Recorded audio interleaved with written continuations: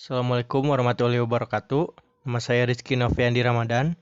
Dalam video kali ini, saya akan menjelaskan tentang materi 2-5 tentang Ma'rifatul Rasul. Materi yang pertama yaitu Hajatul Insan ila Rasul. Secara terminologis, ungkapan Al-Quran untuk menunjukkan konsep manusia terdiri dari 3 kategori. Yang pertama Al-Insan, Al-Ins, Unas, Anais, dan Insi.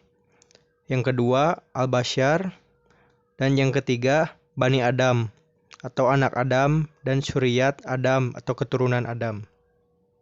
Fitrah manusia. Allah Subhanahu wa Ta'ala telah menanamkan fitrah Islam kepada manusia ke dalam setiap janin yang sudah ditiupkan ruh.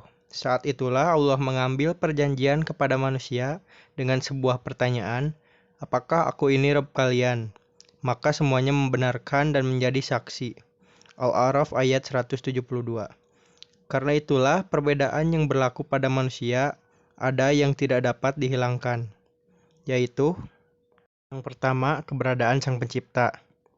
Manusia pada dasarnya mengakui bahwa di balik alam semesta yang megah dan teratur ini ada penciptanya. Hanya saja karena tidak ada petunjuk yang benar, manusia memiliki pandangan yang berbeda-beda dalam menyebut dan mensimpatinya. Yang kedua, beribadah kepada Allah. Setelah mengenal pencipta, maka mereka pun menyembah. Akan tetapi terjadi berbagai macam cara penyembahan. Semuanya tidak lepas dari berbagai kemusyrikan yang menyertai penyembahan kepada Sang Pencipta.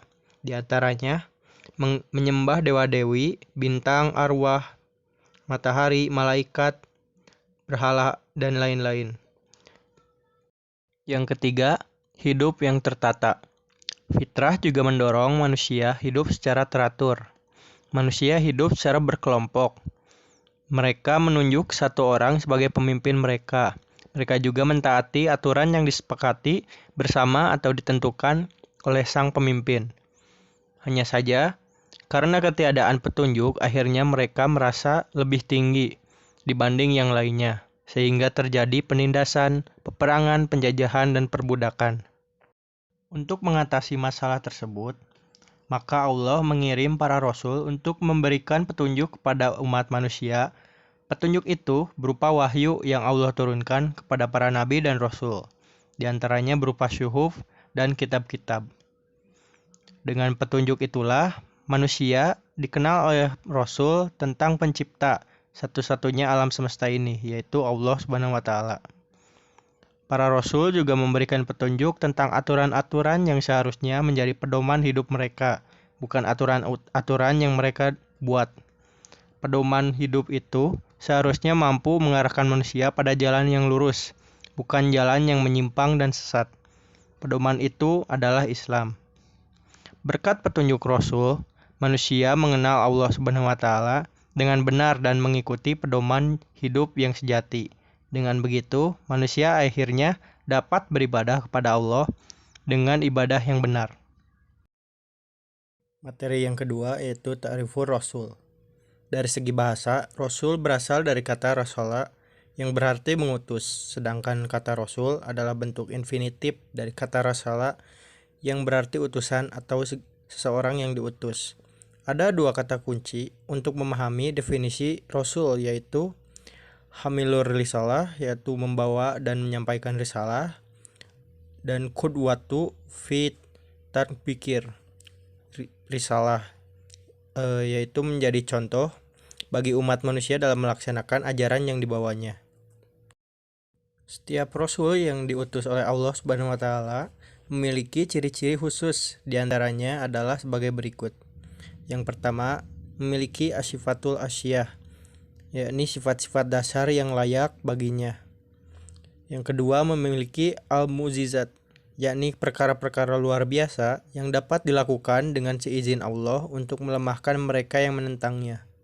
Yang ketiga, adanya al-basyriyat, ini kabar gembira. Kedatangan seorang rasul ada kalanya telah diberitakan oleh rasul-rasul sebelumnya.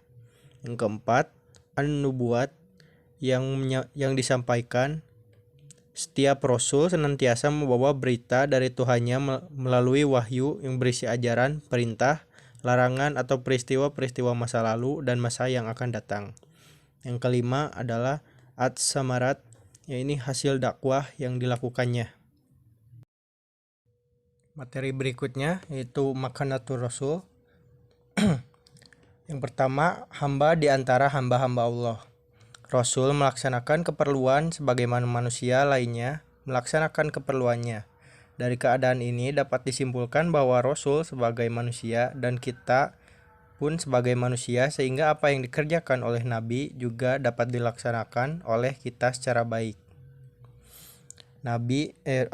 Apabila Rasul sebagai manusia, maka dakwah mudah dilaksanakan dan mudah diterima. Tidak ada alasan bagi manusia untuk menolaknya. Apabila malaikat sebagai nabi, maka banyak alasan untuk tidak melaksanakan perintah Allah. Selanjutnya, nasab itu Rasul berasal dari kaum Quraisy. Bapaknya bernama Abdullah dan ibunya bernama Aminah. Beliau mempunyai keluarga dan keturunan yang jelas, begitupun tentang sejarah kelahiran dan asal-usulnya.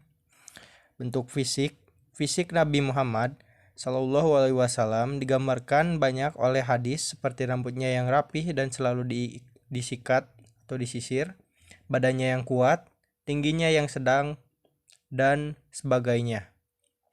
Dari gambaran fisik ini, Nabi adalah manusia yang juga sebagai manusia biasa lainnya.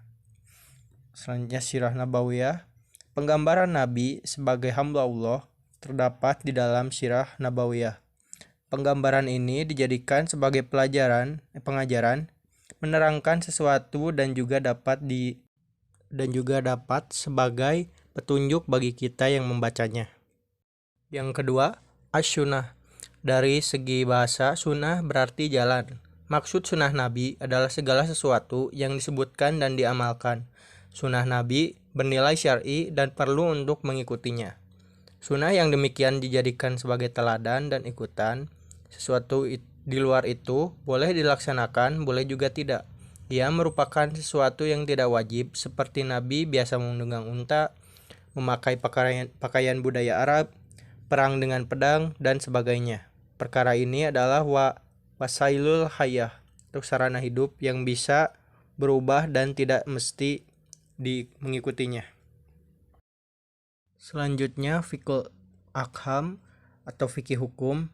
Rasul dijadikan sebagai tempat ketaatan dan ketauladan dan juga sebagai rujukan hukum. Fikih akham yang digunakan sebagai dalil juga memerlukan pandangan sunnah. Yang ketiga adalah Rasul minal mursalin. Muhammad SAW selain sebagai hamba biasa, juga sebagai Rasul yang mempunyai keutamaan dan ciri-ciri kerasulan. Muhammad seperti Rasul lainnya juga mempunyai mukjizat dan tugas-tugas mulia.